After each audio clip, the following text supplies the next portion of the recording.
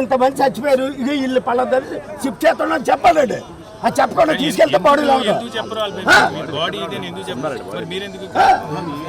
రమ్మనండి.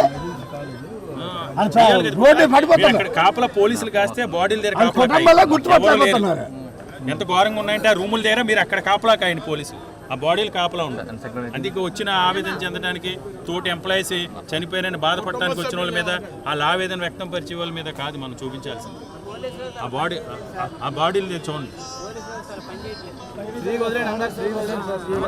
కనీసం వాళ్ళు వచ్చి ఏడుస్తుంటే అమ్మాయి పక్కన పెట్టేస్తారు. లేడీ కానిస్టేబుల్ చనిపోయిన బాడీ ఏడుస్తున్న వాళ్ళు కూడా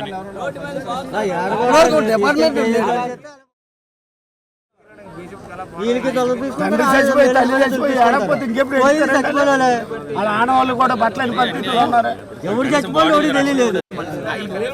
నీకు మాకు ఎందుకు మేనేజ్మెంట్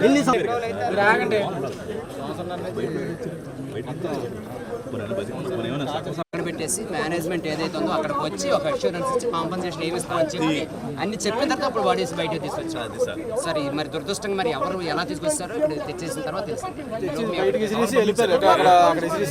ఎప్పుడైనా సరే మేనేజ్మెంట్ ఇక్కడికి వచ్చి కాంపన్సేషన్ ప్రకటించి వాళ్ళకి ఖచ్చితంగా ఉద్యోగం ఇస్తామని చెప్పిన తర్వాత ఫర్దర్గా ప్రొసెస్